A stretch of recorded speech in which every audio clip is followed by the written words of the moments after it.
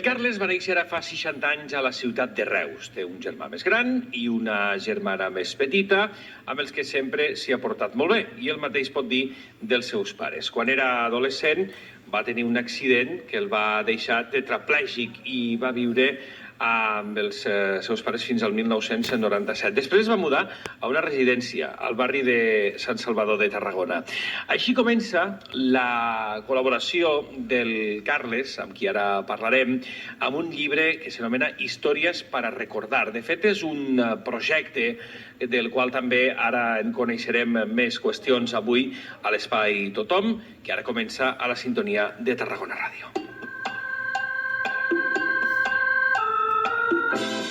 Tothom, amb Miguel González.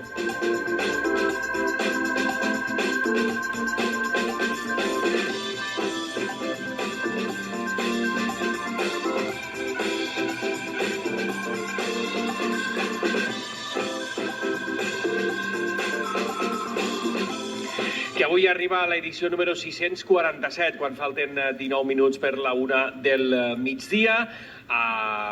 Obrim aquesta edició del Tothom, que lidera tècnicament el Lluís Comes i que us parla el Miguel González. Connecta amb el Tothom. Escriu-nos a tothom@tarragonaradio.cat o segueix-nos a Facebook i Twitter.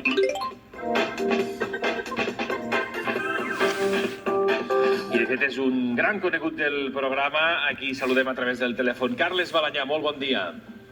Molt bon dia. Moltíssimes gràcies per acompanyar-nos i per explicar-nos aquesta història de vida. Tu anomenes aquesta, doncs això, història de vida sense límits però amb barreres, no? Carles, ho definiríem així. Sí, molt bon dia. Molt bon dia. És una història de vida de 20 persones grans. La Fundació Colisée, que tracta generalment sobre persones grans, i una miqueta me van proposar de participar en aquest projecte.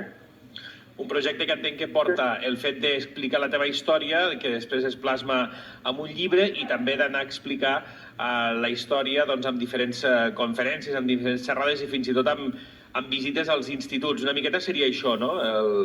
El projecte, Carles?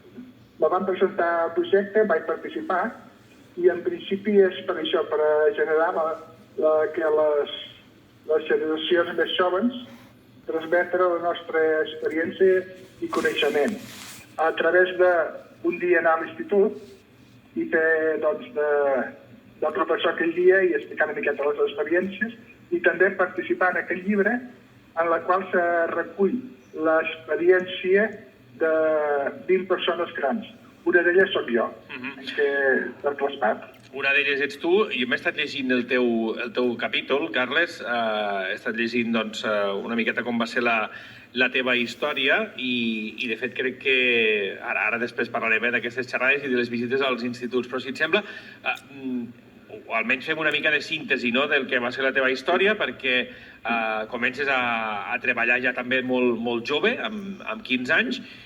Després, doncs, als 17 passa alguna cosa que ho trastoca tot, en certa manera, no?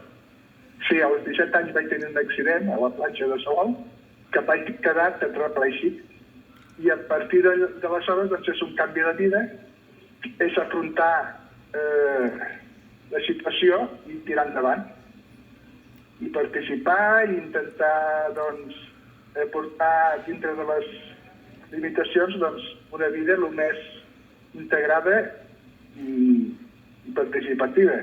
I vaig tenir doncs, tot el suport de la meva família, dels amics, i intentar lluitar i tirar endavant. Aleshores era l'any 79, en qual les ciutats encara mancava molt per que siguessin accessibles i anar lluitant. Clar. Participant. Evidentment, és un cop dur, lògicament, però també és cert que fa 44 anys mal comptats, doncs les escoles no estaven tampoc com ara, no? L'accessibilitat era un tema que se'n començava a parlar, es començava a parlar llavors d'aquell terme de barreres arquitectòniques, etc, però tu vas continuar, evidentment, amb aquesta voluntat teva de de sortir, fer coses, conèixer, participar, no? Que ha estat també el que t'ha portat a ser gairebé una mica activista, no, Carles? Sí, activista social i intentar contactar amb la gent i participar i contactar amb la fraternitat de discapacitats. Fraternitat cristiana de discapacitats, allí també vaig tenir el suport i l'acompanyament, i allí doncs me van fer també, gràcies a ells, participar en colònies, en trobades, vaig conèixer molta gent i he anat tirant endavant. Com ha canviat també, Carles, o com creus tu que ha canviat també precisament aquestes entitats, no? Les entitats amb les quals tu al principi vas contactar, i com pugui ser la Frater, com puguin ser COCENFE, ha canviat en certa manera també la manera d'entendre o de copsar les entitats a nivell social amb aquests anys? Sí, ha anat canviant i a part doncs és això, que llavors el discapacitat físic sobretot no sortia tant i era molt que se veia la discapacitat amb molta sobreprotecció i afortunadament la meva família em va dir vinga, tirar endavant, ha seguit lluitant i ha sigut com un procés de vida que és el que he intentat reflectir amb la meva història. La sobreprotecció sempre ha estat un hàndicap, no un problema afegit, si tu vols, amb aquestes circumstàncies que en molts casos, com el teu, són sobrevingudes i que evidentment requereixen d'un esforç i d'un abordatge i d'una lluita i d'un coratge també, si m'ho permets, però el suport, en aquest cas de la família, és importantíssim, no, Carles? És importantíssim, ells me van dir vinga endavant, és canviar el xip i a seguir, intentar ser el més feliç dintre del que cap. I bé, jo he portat una vida que dintre de tot i intentant ser feliç, i la veritat que ho he sigut, i a seguir endavant. També he intentat participar en curset de formació, d'informàtica, vaig participar, me vaig afiliar a un club d'escacs, que també me va ajudar molt, i ha sigut una part molt important de la meva vida, fins que ha arribat un moment que també ja ho he anat deixant, per circumstàncies diverses, però bé, tot això ha sigut la meva vida que l'he intentat reflexionar amb aquest llibre.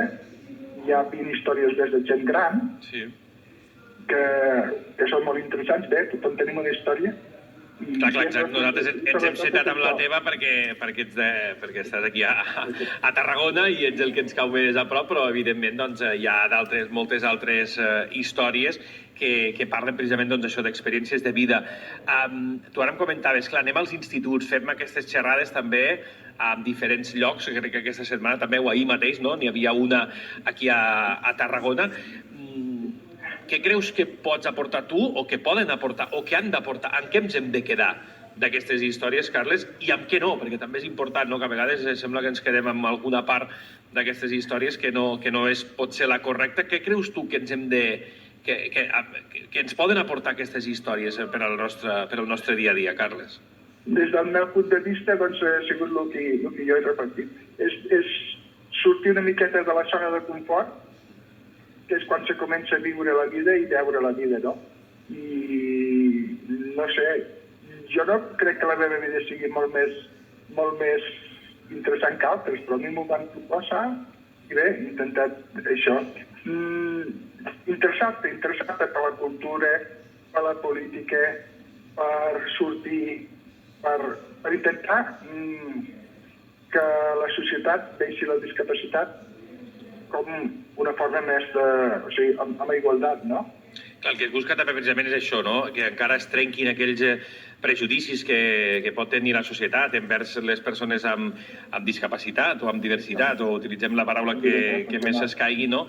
Però em refereixo a això, que això, al cap i a la fi, ara estem parlant de la teva història i el fet pot ser sobrevingut, vull dir que potser algun dia algú haurà de passar també per aquest tràngol i viure aquestes experiències, no? Per tant, doncs, parlar-ne de manera oberta i sobre diferents punts de vista, no? Perquè tu també, per exemple, en la teva història parles del punt de vista social, no? De fet, hi ha un apartat o un capítol, un paràgraf on parles de que va haver-hi un distanciament, per exemple, amb les teves amistats, però tu dius, no va ser perquè no volguessin veure'm, sinó perquè era una altra època i la gent no estava tan acostumada a veure persones amb discapacitat. Això creus que ha evolucionat també a la societat, Carles? Ha evolucionat molt, inclús ara doncs als instituts, als col·legis, una persona amb discapacitat doncs va a l'institut i al col·legi, que aleshores encara era molt complicat per les barreres socials i físiques, no? Que avui en dia se viu més amb normalitat. I ara mateix, quan vaig anar a l'institut a fer aquella xerrada, veure nois de 17 o 18 anys interessats a aquella hora que prestaven atenció, que et feien preguntes.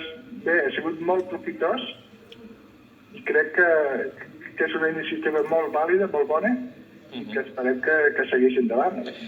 La intenció és que segueixi endavant, que més endavant capin més gent.